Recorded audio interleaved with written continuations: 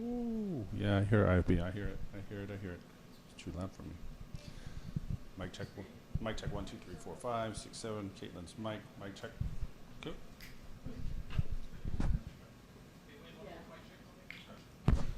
Mic check. 1, 2, 3, 4, 5.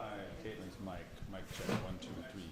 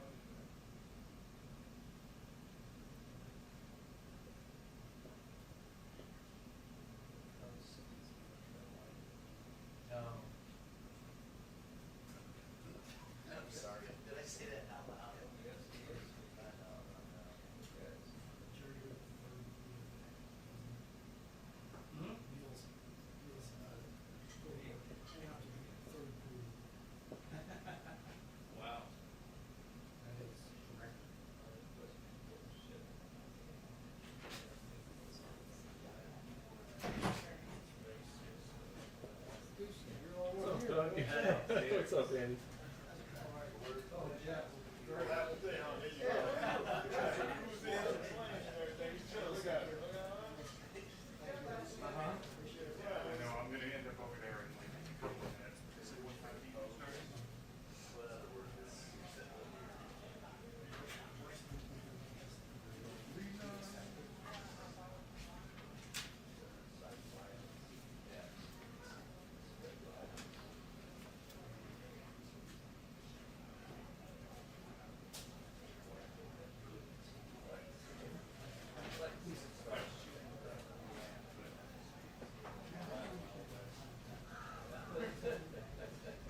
They let anybody in. Wow, it's very impressive. Your cable is. Might actually have it. Let me go look. See if I got it with me. How'd the thing go today? Well, I didn't use the fiber. No, it's downstairs. It's that little closet. I ran power through there, but everything's plugged in. But it looks like it hasn't been touched for a while. Oh, that's what I said. I hadn't been there in like 6 years. Kate said it's been a decade. Yeah, everybody has not been there in 6 years. So where did you do the interview? Right up on the no, I actually did it outside. Oh, no shit. So I put everything in the library. That's cool. Return, FB, everything. True. It was nice. Easy. I'll give you a silver star. Okay. Yeah. No, we had to go do the thing at the place with the guy, so, you know that thing we did that time, that place with that guy? I never go to those things. They don't let me go. So, but yeah, we had to bring him back. We waited at Dover while he got on the plane. We literally went up there, got on the plane, came back. That's what we did. Extremely excited. You get lunch though? I got a cup of coffee. Oh, well, there you go. I think we're out of here. I don't know. But let me see if I got your gift. Sweet. If not, it's not the biggest thing. Oh, it is a big thing. Everything's huge. Huge. They are. How much? Absolutely.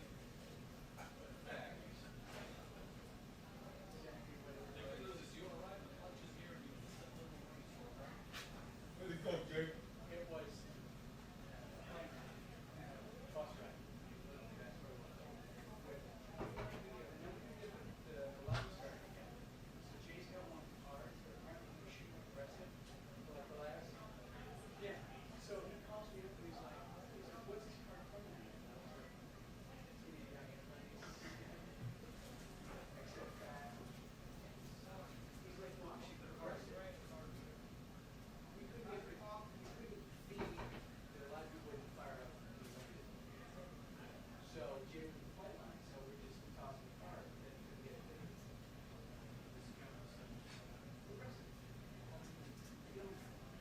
Where y'all shoveling, Jake? Everybody do the same thing.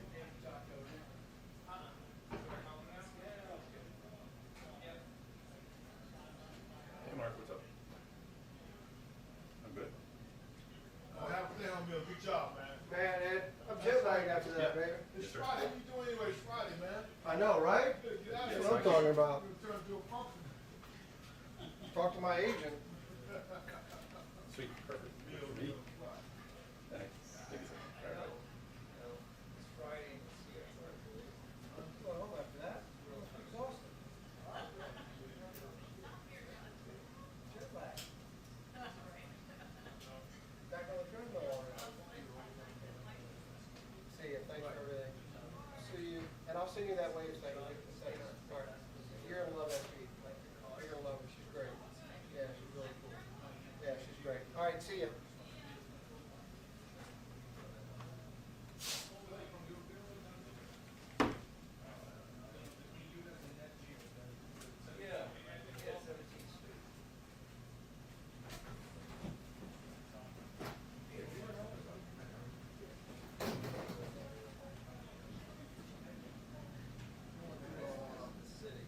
Going to the Coliseum, man. That's right. Welcome to Washington, buddy.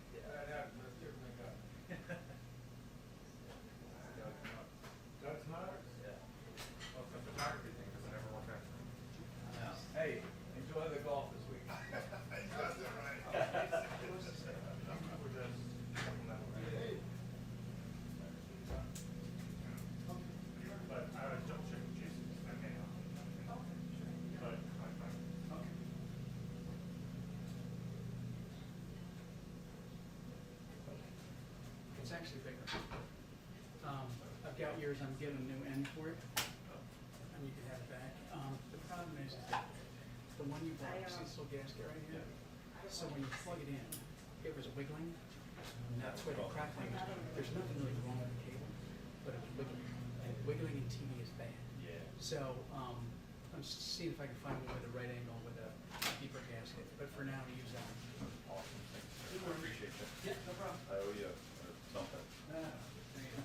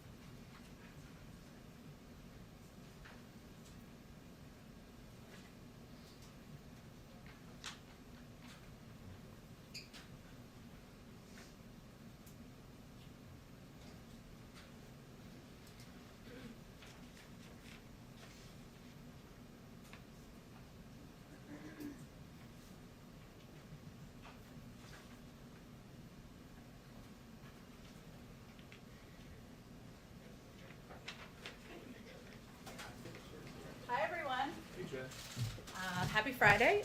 We have a special guest with us today on Jobs Day, Brian Deese, our Director of the National Economic Council, who will give some brief remarks on the jobs numbers and take a few questions, and then we'll proceed with the briefing. Great. Hi, everybody. Glad to be with you today. So you all heard from the president earlier today with his perspective on the May employment report. So I won't repeat what he said, but I just did want to provide a couple of contextual points and a little bit more looking under the hood of that report from an economic perspective. So a couple of things that I think were notable from our perspective.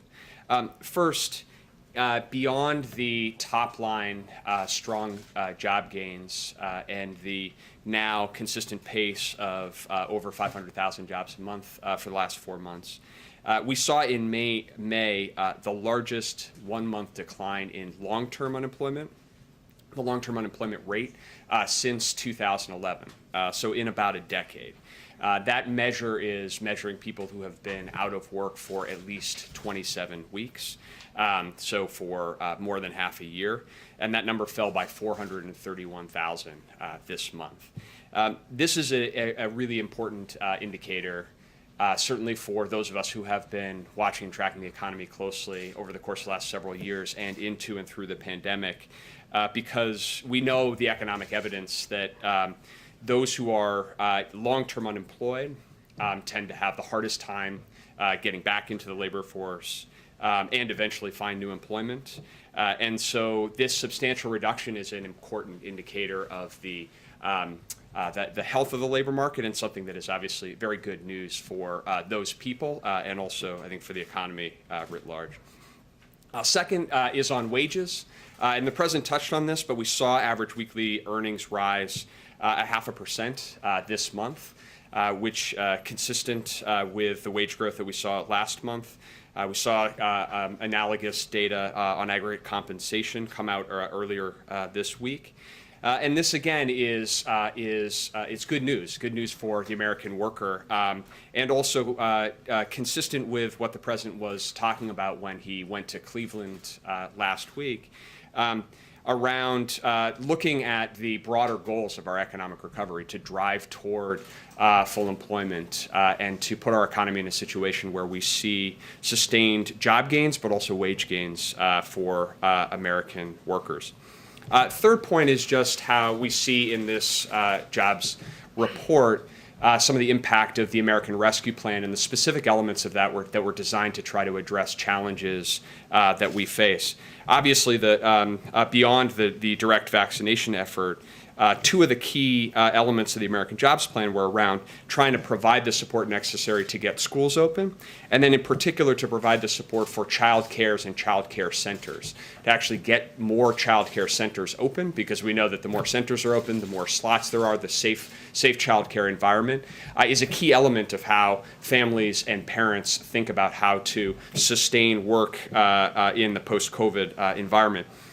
In May, we saw employment increase by 103,000 in state and local education.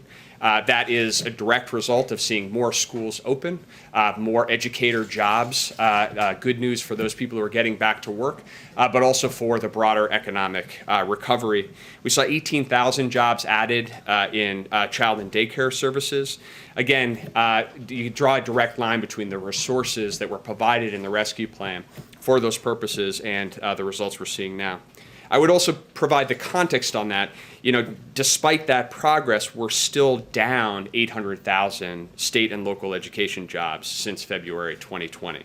And we're still down 135,000 jobs in childcare. And I think that that's a reminder of the depth of the crisis of this pandemic, the ways that we have to go, but also I think importantly a reminder of why it is that we focused on passing a rescue plan that would sustain support over the course of this year. That the rescue plan was designed to not just provide support for a day or for a month, but over the course of the year, as we understood and the need to continue to provide support, to continue to build back to a stronger foundation. Fourth, I think that we're looking at this employment report in the context of of a number of contemporaneous economic data points. First, probably the most important that provides, I think, additional reason for economic optimism is that this report was a snapshot of where we were on May 12th. And perhaps most evocatively in just how quickly things are changing, where we too have been doing this briefing on the day that this, on a day in that week, we all still would have been masked. Things are changing very quickly, and in fact, since that period, an additional 21 million adult age Americans have gotten fully vaccinated. And so we're making progress even since this snapshot in time. And secondly, we're looking at this job growth in the context of the overall health and growth of the economy. And we saw earlier this week the OECD significantly increase its economic growth forecast to 6.9% for 2021. In that report, citing that the American Rescue Plan and the United States fiscal response likely adding 3 to 4 percentage points to GDP this year, and positioning the U.S. as the president heads to his first G7 as the only G7 country, the only OECD country in a position where our future growth prospects are actually stronger today than they were pre-pandemic in January 2020. That's only true of the United States, not any other developed country. The final point that I will make is a point that you will hear me repeat as and if and when I come back and we talk more about jobs numbers in the future, is that we are in an unprecedented situation. There's a lot of uncertainty in our economy, and we never put too much weight on any individual data point, be it a jobs report or any other report. We expect there to be ups and downs. We expect there to be bottlenecks as we turn this economy back on. And our focus, the president's focus, is on executing an economic strategy that is working. We see that in the data from today, but to be patient and think to the long term about what the American economy needs and the American workers need as well. So with that, happy to open up, take some questions. But go ahead, Zeke. Thanks, Brian. You mentioned just now, and the president mentioned in his remarks earlier, the administration was going to look to efforts to address some of the supply bottlenecks. Industry experts say semiconductors, that's a multi-year process to fix that. So what is the administration going to do to fix some of those bottlenecks that are raising prices right now? Yeah. It's a great question. So first of all, I would say this is an issue that the president has been focused on from the campaign and early on upon taking office, that one of the things that the pandemic has exposed is the degree of vulnerability in supply chains and the need to have a deliberate strategy to try to build resilience in our supply chains. So that's why the president actually on February 25th signed an executive order tasking an all-of-government approach to try to look at supply chain challenges across a set of 4 critical areas, one of them being semiconductors, but also to launch a longer-term effort to look at supply chain vulnerabilities and opportunities across sectors of the economy. So that executive order had a 100-day time frame associated with it, which is coming due at the end of this week. So you can expect to hear more from us on this topic early next week. But in short, what I would say is, look, on a lot of these issues, there is no immediate short-term, magic bullet fix. We have been at this issue of semiconductors now for some time. We've been spending an enormous amount of time with industry participants up and down the semiconductor supply chain. We've identified some very concrete solutions that we need to take, and thinking about a long-term strategy to actually build resilience so that we're not left vulnerable the way that we have been to supply chain challenges in the future. Some of that is working on bipartisan legislation to actually fund a dedicated strategy to build out a domestic semiconductor industry in the United States. We're making a lot of progress on that front and are optimistic there. The other thing that we will be looking at is some areas where we have seen over the course of the last 100 days bottlenecks emerge that are more short-term in nature, that may not connect to a longer-term geostrategic or strategic supply chain issue, but our blockages in part because we're seeing demand come back in some areas faster than people anticipated. So whether that's in housing and construction materials or in transportation and logistics, those are areas where, building on the all-of-government approach that we have in place, we're going to intend to really zero in on, are there pragmatic issues that we can help facilitate. And some of that is bringing the right industry actors around the table to really understand where those bottlenecks are and whether there are ways to unstick them. At the end of the day, a lot of that issues are transitory, associated with turning an economy back on and supply and demand mismatches that the market will work through. But we want to be doing everything that we can to try to help facilitate practical solutions where they exist. So we'll have a lot more to say about the specifics of that, but I think that hopefully gives you the context. So last month, President Biden assessed that federal unemployment benefits had not contributed, or he didn't see much evidence to the more lackluster numbers. Is that still his assessment for this month? And given how many states are now going to end them through the month of June, with the president's comments earlier today about them expiring in 90 days, should other states consider ending them sooner, or could that money be used elsewhere? So I'd say a couple of things about that. I mean, the first takeaway from this report is that we're seeing really robust job growth. And we're seeing, in fact, historic job growth in the context of historic economic growth. So we find ourselves, the American economy now, the economy is growing faster than any other major economy. Jobs are growing faster than any other major economy. So that's the immediate context. With respect to the UI benefits, you heard the president earlier today.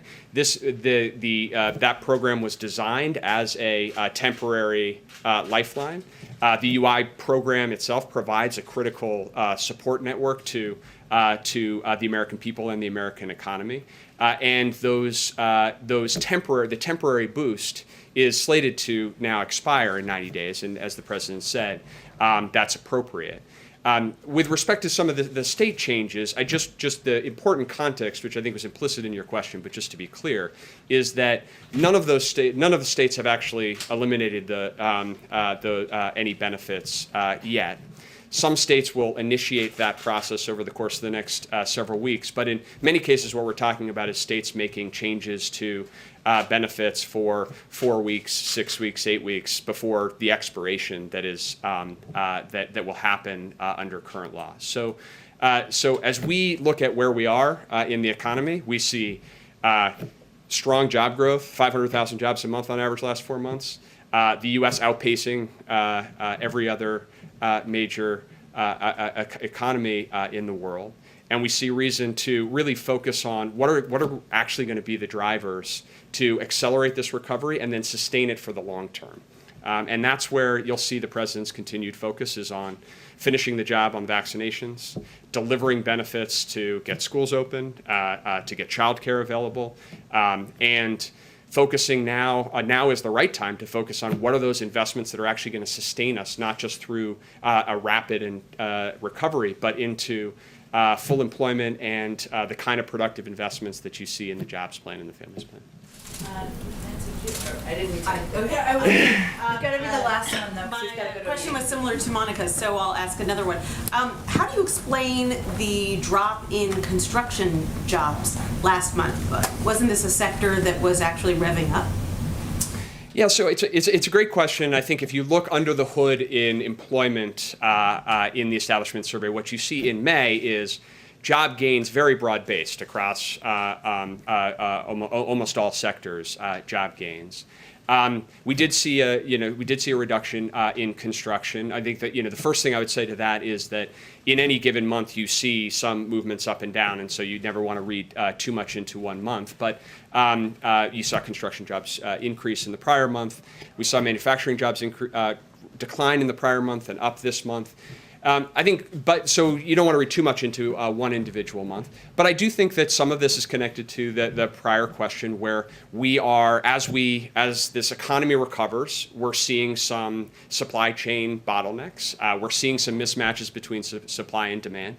As we anticipate those to be short term, they are still, they're still causing bottlenecks, and we're seeing that in different sectors of the economy. I think some of that may be what's going on in the construction sector as well. So I think, bottom line, we saw broad-based job growth over the course of May, and I think that that's the most important takeaway.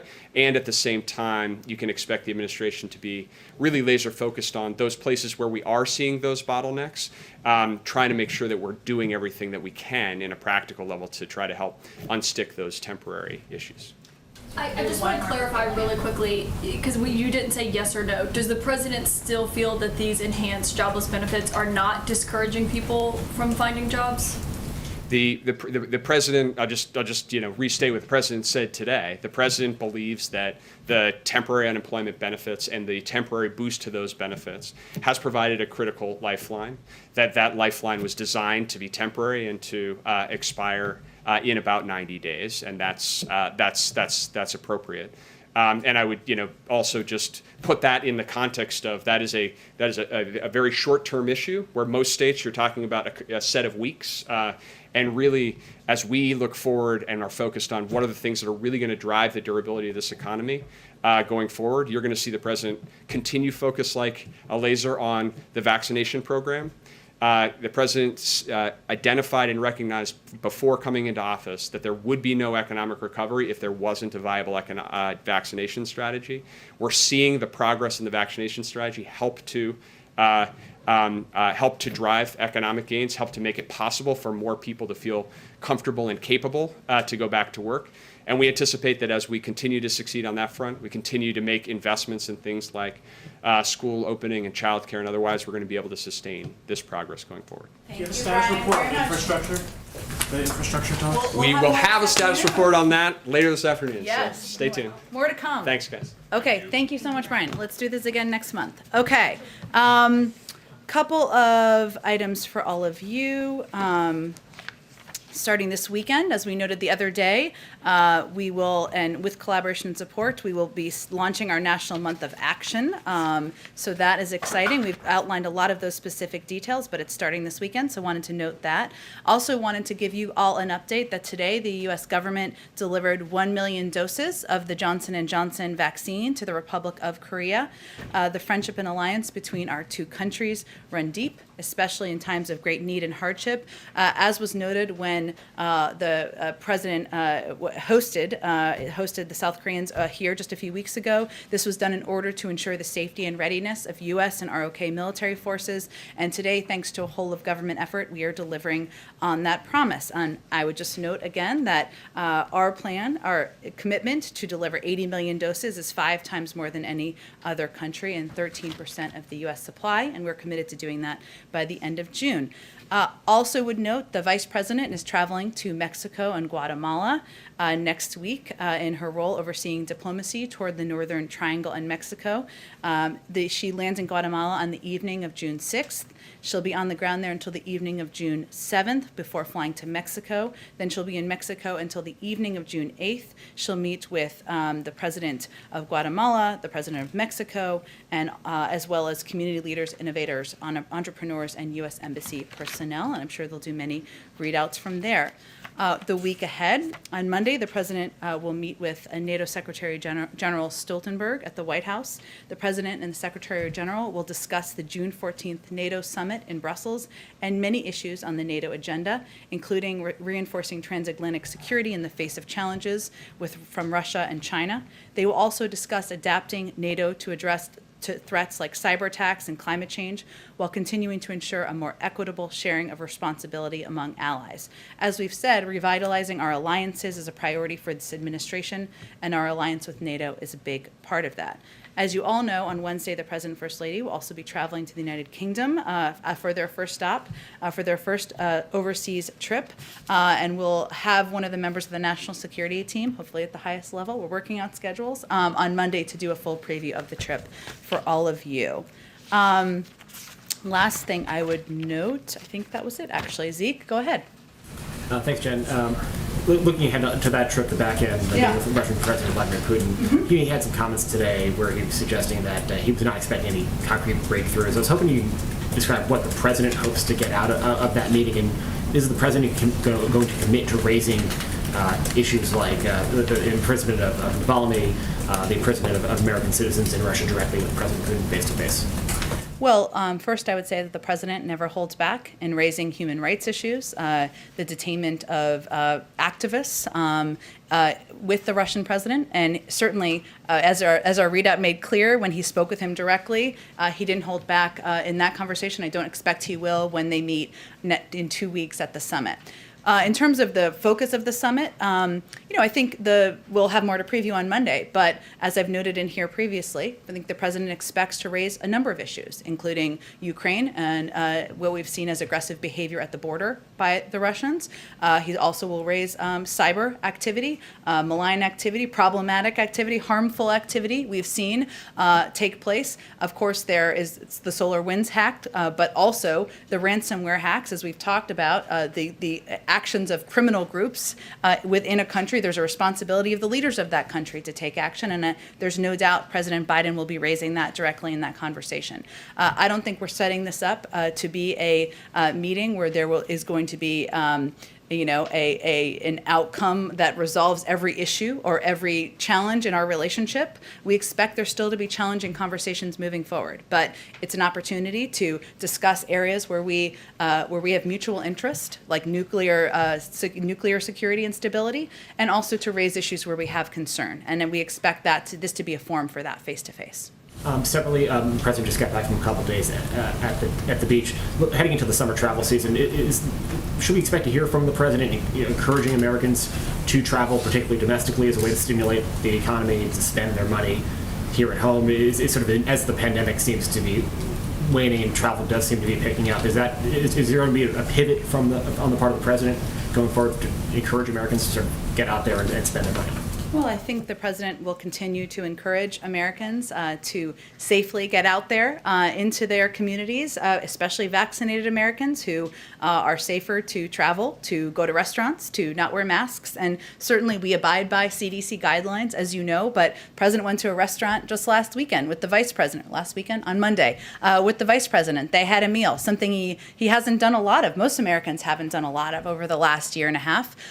So certainly he will lead by action and continue to encourage Americans to take advantage of the benefits of being vaccinated, and for those who are not vaccinated to get a shot so they can take advantage of those benefits themselves. And just one last one for me, for this Friday. Has the president been briefed on the unidentified aerial phenomena report, and is he satisfied with conclusions? Does he want additional work in that space? Because it's Friday, it's always a little wacky on Friday. So let me first say that we know there have been press reports about the status of this report. This is a DoD report, and so I would certainly refer to them on the status of the report.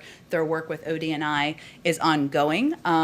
The team's actively working on it, but it's not at a conclusion phase, as I understand, and as I think they've commented from their building. I will say that we take reports of incursions into our airspace by any aircraft, identified or unidentified, very seriously, and investigate each one.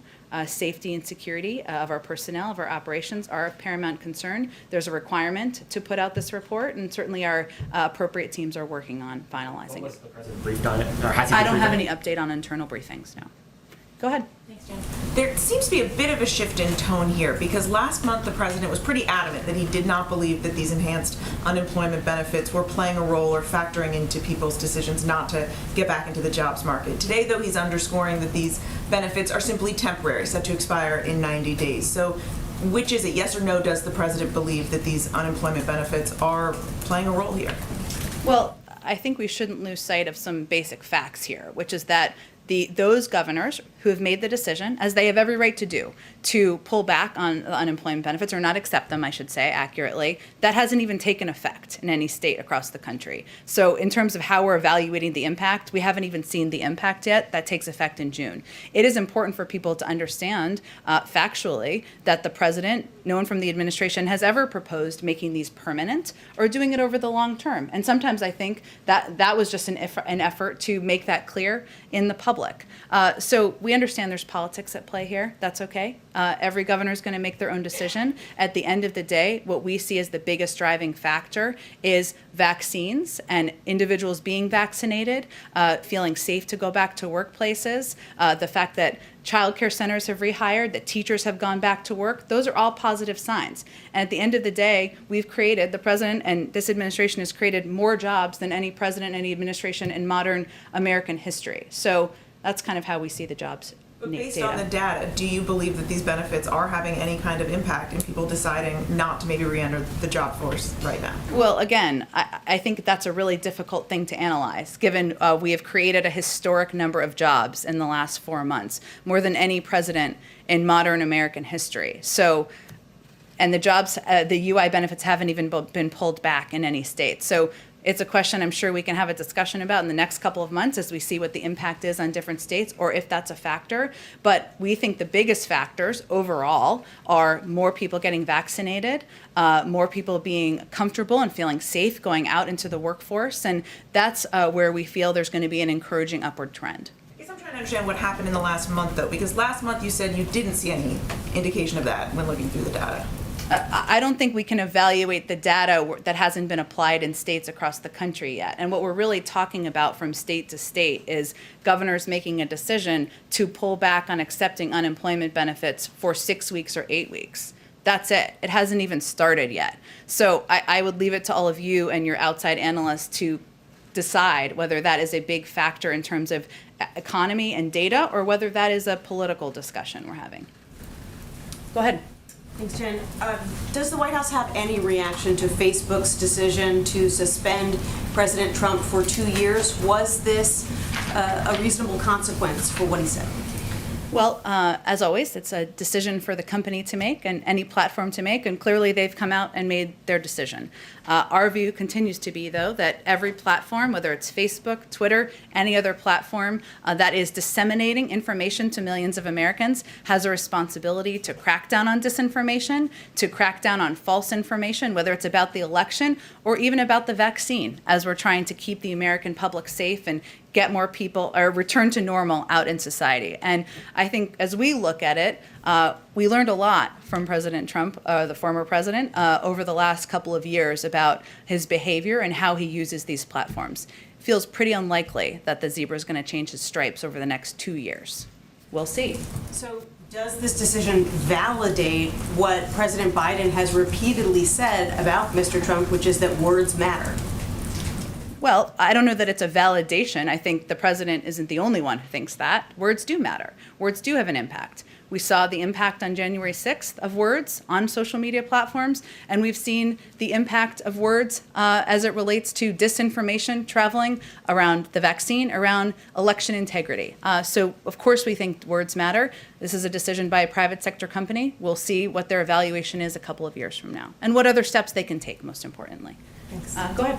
Jen, our reporting indicates that the Biden administration is considering counter cyber attacks to stop the ransomware criminals in Russia. How big a factor is the upcoming summit in that decision making? Is there a concern that if you did that before the meeting in Geneva, it could derail the talks? And if it doesn't happen before then, what message does it send to Russia after these multiple cyber intrusions? Well, let me first say that we always reserve the option of responding to behavior or actions that are unacceptable and are harmful. And some of those responses are seen and some of them are unseen. And we typically don't give a timeline on that in a public capacity. But I will also note to you that when we announced the invitation to have this discussion, it was also in the same time period where we announced the sanctions that we were putting in place in response to harmful actions by the Russian government, right? In response to SolarWinds, in response to their engagement in our own election. So we expect this is diplomacy in action here, right? We will take action when warranted, sometimes seen, sometimes unseen. We typically don't predict that ahead of time. And we also will look for areas of opportunity to have a discussion. But we are not having this summit as a reward. We're not having this summit because we expect to only talk about areas where we agree or disagree. And in the president's budget blueprint, there's only about 1.3 billion dedicated to bolstering cybersecurity. Given what we've seen over the last few weeks, is that enough? Are there talks that more resources need to be dedicated to this? Or are you thinking more to leave this to the private sector for those companies that we've seen that have been impacted? Yeah, it's a really good question. I mean, I will say that we know that the ransomware threat is urgent, it's complex, and it's been increasing over the last several years. And, it feels new to us over the last couple of weeks, but it has been increasing rapidly around the world over the last several years. One of the reasons that we have initiated a rapid review internally is because we recognize that threat. And we will assess based on that review what additional needs there are, both from the federal government in coordination with Congress or from the private sector. And that review is focused on the disruption of ransomware infrastructure and actors working closely with the private sector, building an international coalition, of course, which will be a focus of the president, will be a topic of discussion, I should say, of the president's foreign trip, expanding cryptocurrency analysis, which we know is a factor given so many of these ransomware attacks are, if ransom is paid, which of course we don't recommend and don't advise from the FBI, but it's often done through cryptocurrency channels, and reviewing our own policies. So that review is ongoing internally with our national security team, and we'll assess what additional needs might be needed. And one last bit of housekeeping. Last month you said you didn't have an update, but that you maybe expected the president to get his first physical soon. Do you have any update to provide on that? Should we expect that to happen this summer, or is there anything else you can give us? It will definitely happen this year, and when he has his next physical, we will provide that information transparently to all of you. But I don't have a date for you. Go ahead. Thank you, Jen. Would the president support a commission to investigate the initial U.S. response to COVID-19? A commission in Congress? Or a presidential commission? I would say if members of Congress have a discussion and want to have a discussion about that, we're happy to hear from them.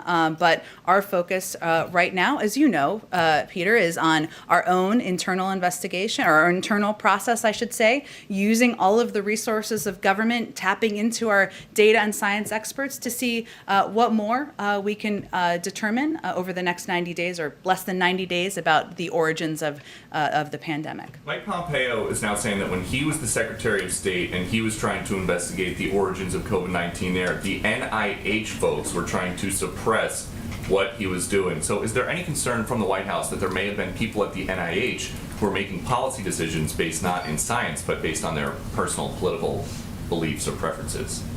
Well, I really don't have any analysis of the last administration's But a lot of these working. people are still over there, and you see how they operate. Here's what we know, Peter. We know that Dr. Fauci and many members of the NIH team, medical and science experts, because of their work over the last 10 years, we have developed a focus and effort and apparatus to fight this pandemic, and we are grateful to them for their work. Everybody wants to get to the bottom of the origin. Former Secretary Pompeo, President Biden, Democrats and Republicans across the board. We all share concern about the challenge, and that is the intransigence at times by the Chinese in providing data and providing information. We share agreement on that. We all want to get to the bottom of what happened here. And you mentioned Dr. Fauci. There have been these emails that have come out through a FOIA request that make it seem like we knew that he had his hands full at the time trying to figure out what to do. But it seems like there were times that he was saying one thing in email and then coming to this microphone and saying something else. If that is the case, and if that affected the U.S. policy posture at the time, should he be held accountable? Well, I've talked a little bit about Dr. Fauci, and Dr. Fauci has been out doing several interviews himself and answering questions on these emails and questions that you all may have. Dr. Fauci is a renowned public servant. Civil servant, I should say, career civil servant. He's overseen management of multiple global health crises, and the attacks and attacks launched on him are certainly something we wouldn't stand by. I understand there's interest in the emails. He's answered a lot of questions on the emails. I don't think I'm going to have much more to add on them from here. Do you think the attacks are political against Dr. Fauci? I'm going to let Dr. Fauci speak to his own defense of his emails from 17 months ago before this president even took office. Okay, and then finally, does President Biden have a position on gain of function research? Well, we have not, as Dr. Fauci has actually said repeatedly, we've never approved any funding for gain-of-function research in Wuhan. I know that's, I think, why you're asking the question. I believe some may have been approved, or there was funding approved during the prior administration. There's a framework, I should say. This is not meant to be a criticism of funding and how it's approved through different NIH programs, but I would send you to them to give more of an explanation of the funding mechanisms. And just since you mentioned Dr. Fauci again, can you imagine any circumstance where President Biden would ever fire him? No. Go ahead. Just to follow up a little bit on Russia. I know you've said repeatedly that this is not a reward to Vladimir Putin, but what can you do in terms of stage management to make sure that it doesn't become that? I mean, become a platform for him to offer alternate facts, alternate analysis of history of what's going on, and also provide a way for him to damage the opposition within his own country. Are you thinking through that issue, or how will you address that? Well, one thing is we're going to bring all of you with us to report on what he says and doesn't say, and fact check what he says or doesn't say. The other piece is President Biden, as you've heard him talk about, has engaged with President Putin in the past throughout his career. And he is never one to hold back on areas where he has concern, areas where he feels the actions of the Russian government or Russian leadership are hurting the United States. And he certainly has no intention of holding back during this meeting, publicly or privately. But at the end of the day, our job or our focus is on moving toward a more stable and predictable relationship with Russia. There are areas where we can work together. We've talked a little bit about, we renewed New START early on in the administration for 5 years. That's an area where we can work together. There are ongoing negotiations for the Iran nuclear deal. They just finished their 5th round of discussions. Russia is a member of the P5+1. We can have a discussion there. At the same time, we also feel that no country should be, has a responsibility not to harbor criminal individuals who are launching ransomware attacks. And that will certainly be a part of the discussion as well. So you're right. When we have conversations with leaders we disagree with, where we have some adversarial components of our relationship, it is important to send the message that we're not validating their actions. In fact, we're calling them out on it. But it is also an opportunity face-to-face to raise those issues and also to hopefully move toward a more stable and predictable relationship moving forward. And on infrastructure, is the corporate tax hike that was originally proposed, is that pretty much dead now? Can we expect to see it in reconciliation?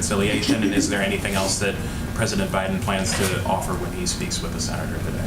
Well, since you gave me the opportunity, Trevor, I think there's an important note here. One is that we didn't talk a lot about the book line taxes that the president talked about yesterday, that we've talked about a little bit yesterday, the 15% tax that these companies, we're asking these companies, or we think these companies should pay, that pay no tax. That was in his original American Jobs Plan proposal. It was in the lengthy fact sheet. I'm sure Reuters wrote many stories about. So that was a component that we didn't have a lot of a public debate about, but it has been something he talked about on the campaign. It's in our budget.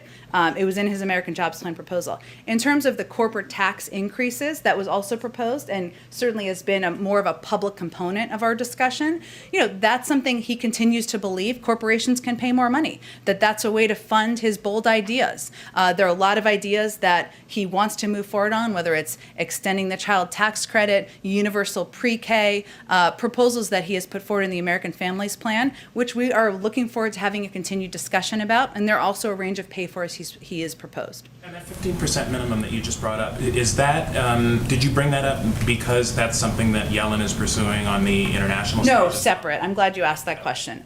Separate issue. I know it's confusing because the 15-15. Separate issue. There is a discussion, as you noted, on the global stage about a global minimum tax. But this is a proposal the president talked about on the campaign trail. He proposed in his American Jobs Plan and also in our budget that would require, would have companies that didn't pay any tax, wouldn't allow them to pay zero tax. And so we see it as a separate entity. We still believe the tax rate should be higher than that, as the president has proposed for a corporate rate. Go ahead, Josh. Can you give us a sense of what your expectations are for their discussion? Is it by phone, for instance, with Senator Capito? Oh, sure. Are we any near a decisional process or a point for the president? Sure. So they will be talking by phone, President and Senator Capito this afternoon. He'll also be talking with Congressman DeFazio, and we will be doing readouts of those conversations. They're happening this afternoon as we speak, perhaps, but we will provide readouts. I'm not going to obviously prejudge conversations, but I would say for the conversation with Senator Capito, they've had good faith discussions. There are areas where, of course, the president has priorities where he'd like to see more, including more investment, but also areas including electric vehicle investments, rebuilding veterans hospitals, and that's part of the discussion as well as pay-fors. And as Trevor just asked about, but as we talked about yesterday, what the president put forward, he looked at all of his tax proposals, and what he put forward are ways to pay for an infrastructure proposal that shouldn't cross any bar or line for Republicans in the Senate who say they won't touch the 2017 tax plan. So I think the question really on that front is, do you think these companies should pay no tax at all? Or 15%, which is very valuable, supported by 85 or 84% of Republicans in the country. Does the president believe he's running out of time to try to reach a deal, or is there runway left? There's runway left. He's going to have these discussions. There are Democrats and Republicans who are talking with each other. We're going to engage with them as well and continue to have a discussion with a range of interested leaders in Congress about how we can come together to make a historic investment in infrastructure. There are some realities of timelines, including the fact that Congressman DeFazio is leading the markup of key components of the American Jobs Plan next week, key infrastructure components where there is a big overlap. There is a lot of interest and excitement by many Democrats in Congress about that. So it's not unlimited, but we have an opportunity. He's going to talk to Senator Capito this afternoon. We're going to see how those conversations go. We're going to keep a range of pathways open to move these bold ideas forward. Briefly, Brian Deese talked about the supply shortage issue. Can you talk about any particular types of supplies that we're talking about? So with regards, for instance, to the construction job gains that were pretty sluggish. What are we talking about here? Lumber? Like what are the powers the government has to try to address those? Well, I know you've covered this closely, as have others. Lumber is certainly one of the areas, and we've seen an impact on the housing market in part because of a shortage of some of these supplies that's having an impact on new builds, that's then having an impact on the pricing for homes that have been around a longer period of time. I know you know this, but just to catch everybody else up. Okay, so we've seen that impact, and we have been doing this 100-day review, certainly looking at how we can address those challenges and issues through the role of the federal government is what we'll talk about when we have more details to share, and hopefully that will be next week. Are tariffs a way that you can address supply shortages? I'm not going to get too ahead at all of where we will come down in our final rollout of our supply chain review process. Go ahead, Caitlin. Is the president expecting a counteroffer during this conversation with Senator Capito today? I think the president's expecting they're going to have a discussion. Part of negotiation is seeing how you can come closer to each other. He's obviously come down quite a bit in what he originally proposed, and hopefully they'll have more they can add to their proposal. But we'll see. But it's a discussion, not an exchange of paper. Well, you described Wednesday as a discussion too, but President Biden made a counteroffer kind of to them on Wednesday. I think that might be over-formalizing the discussion. There's a discussion about where there might be areas of agreement. Then obviously she may have to take things back. He may have to discuss on our ends with Democratic leadership. So it's more of a discussion and where we can find common ground, hear each other out, and we'll see if this continues to be a viable path forward, and we'll continue to pursue a range of paths. Thank you. And on these ransomware attacks, does the president view those as a national security threat? I certainly think the president views those as a rising national security concern and an area where we need to continue to keep our focus, keep our assets, focus on energy and brain power on what we can do to address it. That's why we launched this rapid review to take a look at these 4 areas of focus, including our own approach through the U.S. government, including how we work with the private sector, including cryptocurrency, and also including what role we can have on the global stage. So certainly this is a priority to him and an area where we will be spending a significant amount of time in the coming months. Okay, and my last question, just on the enhanced unemployment benefits, you said that you can't really make a determination because no states have actually cut them off yet, the states that are pulling out of the program early. But if nothing has changed, shouldn't you be able to maintain the president's pretty unequivocal position last month that they are not encouraging people to stay home? Well, if we had that concern, we would be ending them. We're not. I mean, there's still 7 million people who are out of work, right? And we're talking about $300 benefits for 3 more months. I think the point I was trying to make, and I think Brian was trying to make, is that the governors who have made the decision, which they have every right to do, to pull back on these benefits, are really talking about having them for 6 weeks or 8 weeks less than we would already intend to have them. So I think the question is, do you think Americans, given 7 million are still out of work or more than that, could benefit from 8 more weeks or 10 more weeks of these $300 unemployment benefits? Our view is they can and they should, and that's an extra helping hand we can give to millions of people across this country. Some governors disagree. That's okay. At the end of the day, in early September, these benefits will no longer be a part of the plan. Thank you. Go ahead. One quick thing, housekeeping on Russia, and Sure. then I have something on Israel. You mentioned a few moments ago that the press will be with the president when he attends the summit in Geneva. Can you commit that he will have a press conference, a side-by-side with President Putin as previous U.S. presidents have done? I don't know what the format will look like at this point in time. I can certainly commit that he will communicate and speak to all of you, but I don't know what the format looks like yet. I mean, obviously, a press conference would be preferable, but I think he will answer questions. I don't know what the format will look like at this point. Given the history, the fairly recent history of side-by-side press conferences between the U.S. president and the Russian president, it would make certainly it would be an opportunity for us to ask the kind of questions of both presidents that I think our president might want to answer. Well, I know that we will make President Biden available to all of you, and I certainly hope my Russian counterparts makes President Putin available to all of you as well. I don't know what the format will look like at this point. On Israel, we're a couple of clicks closer to the formation of the new government. Have there been any developments here in President Biden's interaction with either the existing government or the new government in formation? No, not at this point. I think we're going to allow for that process to move forward, and as you know, it may be a little bit more time before the final formation is completed. What is the plan for his interaction with the new government should it be formed? Well, we have a long and abiding relationship, strategic relationship with Israel, and that will continue to be the case no matter who is leading the country. Would he call Prime Minister Bennett upon the formation of that government? I don't have any calls to predict for you, but certainly he will continue to engage with his counterparts in Israel and many countries around the world. Lastly, were you able to nail down whether or not he had actually ever met Naftali Bennett before? You did ask that question. I'm sorry, I did not ask him. I will follow up and see if I can find that out. I know, well, Naftali Bennett, you would remember the years he was the chief of staff to Prime Minister Netanyahu. We'll have to do a little data tracing here. Yeah. Okay, go ahead. Thanks, Jen. On the vaccine announcement from yesterday, Yep. Can you give an idea at all of how many doses we can expect? Are there going to be monthly surplus shipments going out to other countries? And would they follow the same 25%, 75% sort of breakdown?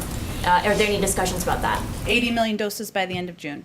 In future months, I mean, it was said yesterday that we can expect more this summer. So That's right, and we're going to continue to provide part of our supply to the global community, but I don't have anything to predict for you beyond that. Right, and on infrastructure, can we expect the president to meet with Senators Romney and Manchin at all as one of the pathways that the White House is exploring? Look, I think, as I alluded to a little bit earlier, the president's certainly open to and interested in continuing to engage with a range of members who have an interest in making a historic investment in our nation's infrastructure, modernizing our roads, rails, and bridges, and preparing us to compete over the long term. I know those are two of the members who have expressed that publicly, so we will see what the future days hold. Just on the president's trip, can we expect him to meet with the Pope at all? There's been some reporting out there that he might be meeting with the Pope. That's surprising. I don't think you can expect that on this trip. Go ahead. Thanks, Jen. Again, on the issue of the COVID vaccines, can you talk a little bit about the timing? I know you said by the end of June, Yeah. I think, but how soon can the other countries start expecting to receive these vaccines? And also, how are you prioritizing which countries will get them first? Sure.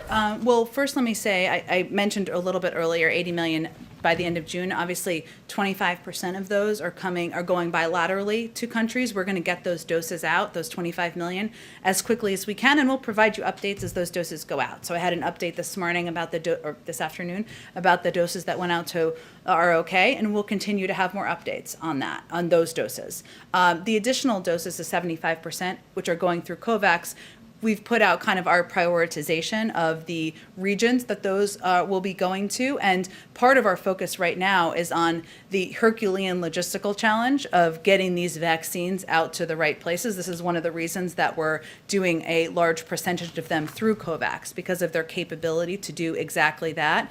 But just to step back, and as a reminder, this is not just kind of shipping these doses overseas. This is also ensuring that we can get them to the right places, that they have the ability to put them in arms, that they are at the right temperature. And so these are all factors we're considering as we're determining how to get them out and the pace in the weeks ahead. One more. The U.S. and the EU have begun discussions on lifting tariffs on steel and aluminum imports. I'm just wondering if you have an update on what kind of progress, if any, has been made in those talks, and if you expect this issue to come up during the G7. Well, we certainly expect that our G7 partners will raise a range of issues of concern to them and a focus, and certainly I'd let them to speak to what those are, but the tariffs could be one of them. I don't have anything to predict for you or preview for you. I have to wrap this up in a minute, but Jerry, I'm just going to go to you because you haven't been here since I've been here. I have not. Okay, good to see you. Good to see you. Kind of a parochial Buffalo question. Okay. The Canadian border has been closed for a very long time. Yeah. There's a lot of concern about that in all the northern tier states right now. And Prime Minister Trudeau has said that he has to get 75% of the people in his country vaccinated before the border reopens. That being the case, would the United States consider opening the American side of the border first before Prime Minister Trudeau would do that? Or does there have to be a binational agreement?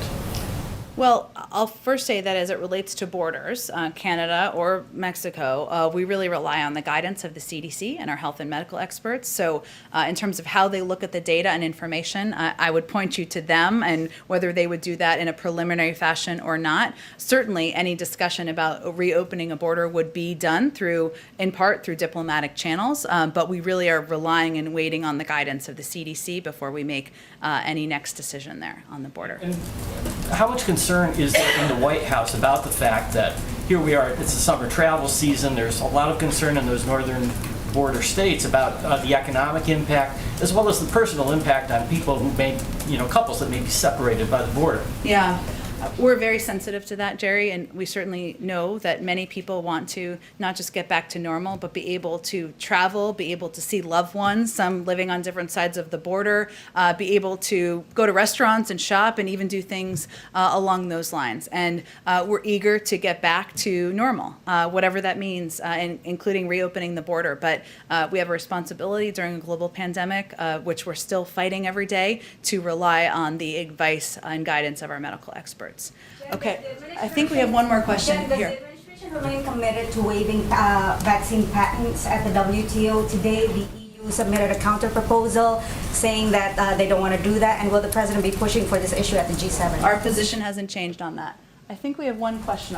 Okay. Hello to our virtual Melissa. Hi, Melissa. Thanks for joining us.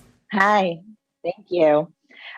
Right now, approximately 16 million public school students in the U.S. live in homes that lack internet high-speed internet. The president released a plan to ensure that people in rural areas will have internet access, but reports show that 13.6 million urban households also do not have internet. Many can't afford it. What does the administration plan to do to increase home internet service for families in low-income urban neighborhoods? Well, it's a great question, and Melissa, thanks for joining us, and hopefully you weren't waiting too long. I will say that in the president's American Jobs Plan he's proposed, we're proposing to expand universal broadband access across the country to urban and rural areas to level exactly that playing field, to ensure that kids in cities as well as in more rural communities where there isn't as expansive broadband access have access. And we've seen over the last year and a half during the pandemic what a disparity it creates, both economically, but for kids who are just trying to get an education. The vice president, as the president announced in his joint session address, is leading this effort. It's an important part of the negotiation, and fortunately one where Democrats and Republicans have a lot of agreement about the need to move forward on expanding access to broadband. Thank you so much. I apologize for this being short today. I have to go do some regional TV, and anyone who has follow-up questions, you come up or email me and we'll talk more. Thanks, everyone. Thank you, Jen.